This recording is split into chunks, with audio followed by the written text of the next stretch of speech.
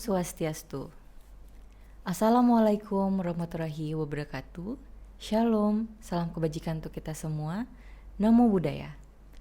Halo sahabat religi, kembali lagi bersama kami di Surya Podcast, Suluhan Rohani dan Layanan. Melaju maju, umat rukun, Indonesia maju. Bersama saya Tiwi dari Kantor Kementerian Agama Kabupaten Gianyar. Pada kesempatan pagi ini, kita telah kedatangan salah satu penyuluh agama Kristen, di mana kita langsung sambut saja. Halo Bu Vini, apa kabarnya? Ya, halo Bu Tiwi, puji Tuhan, kabar baik dan sehat. Baik, mungkin sebelumnya bisa perkenalan dulu sama sahabat religi. Baik, terima kasih Bu Tiwi kesempatannya. Halo sahabat religi, saya Vini, saya penyuluh agama Kristen, Kantor Kementerian Agama Kabupaten Gianyar. Senang sekali bisa berjumpa dengan sahabat religi semua di acara Surya Podcast hari ini. Puji Tuhan. Baik, terima kasih Ibu Vini. Nah, tanggal 9 Mei 2024 itu kan merupakan salah satu hari kebesaran untuk umat Kristiani ya. Di mana hari itu merupakan hari kenaikan Tuhan Yesus Kristus. Nah, dari namanya sendiri itu kan hari kenaikan Tuhan Yesus Kristus. Itu kenapa disebut seperti itu ya? Apakah ada filosofinya, sejarahnya, atau latar belakangnya? Mungkin bisa disampaikan. Oke, baik. Terima kasih pertanyaannya Ibu Tiwi, pertanyaan yang sangat menarik.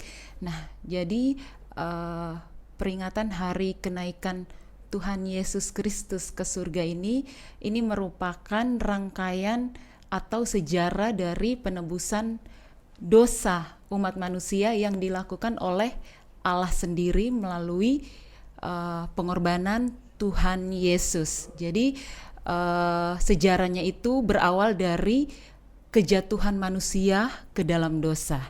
Nah, jadi pada saat manusia jatuh ke dalam dosa, Allah tahu persis bahwa sebagai manusia kita tidak mungkin bisa mencapai kesempurnaan yang dari Allah. Makanya Allah melihat kelemahan manusia.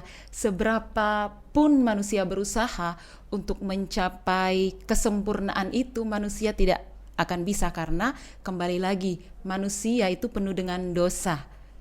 Nah, jadi Allah berinisiatif untuk menebus dosa-dosa manusia. Jadi bukan manusia yang datang kepada Allah, tetapi Allah yang turun dari tempatnya, turun ke dalam dunia ini untuk menebus dosa-dosa umat manusia melalui Tuhan Yesus Kristus. Jadi pada saat Tuhan Yesus lahir yang kita peringati sebagai hari Natal, lalu Yesus hadir di dunia ini, di bumi ini, dia melayani berbagai macam pelayanan yang dia lakukan, terus juga mujizat-mujizat yang Tuhan Yesus lakukan, dan puncaknya itu Yesus mati. Yesus mati di atas kayu salib, tapi pada hari yang ketiga Tuhan Yesus bangkit dari antara orang mati. Kenapa Yesus bangkit? Ya kembali lagi karena dia Allah. Jadi itu membuktikan kealahannya Tuhan Yesus. Pada hari yang ketiga dia bangkit, lalu selama 40 hari Yesus menampakkan diri kepada murid-muridnya, kepada pengikut-pengikutnya. Nah, itulah selama 40 hari itu, dan hari tanggal 9 nanti kita akan memperingati hari kenaikan Tuhan Yesus ke sorga. Jadi hari kenaikan Tuhan Yesus ke sorga ini merupakan satu rentetan rangkaian dari sejarah penebusan Tuhan Yesus Kristus untuk menebus dosa umat manusia. Begitu Ibu Tiwi. Oke, baik. Nah, itu kan berarti Tuhan Yesusnya yang turun ke bumi untuk membantu menghapus dosa-dosa yang diperbuat oleh manusia seperti itu ya. Nah, biasanya untuk hari kebesaran, hari besar umat Kristen, yaitu kenaikan Tuhan Yesus Kristus itu kan diperingati setiap hari Kamis ya Bu Vini ya. Nah, sedangkan setahu saya untuk umat Kristiani itu kan ibadahnya biasanya hari Minggu. Nah, apakah ada perbedaan prosesi ibadah atau bagaimananya antara hari Kamis dan hari Minggu itu, ataukah ada keterkaitannya atau bagaimana? Oke, baik.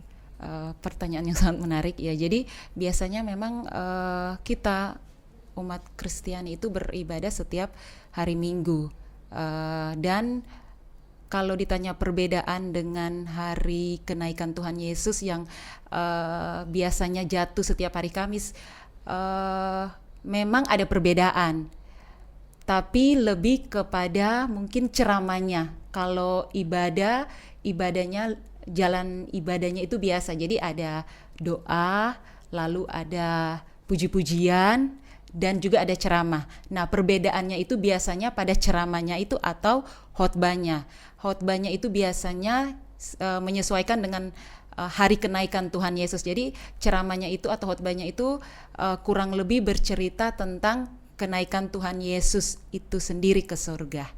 Begitu. Itu bedanya. Jadi perbedaannya ada di ceramahnya atau khotbahnya. Itu saja.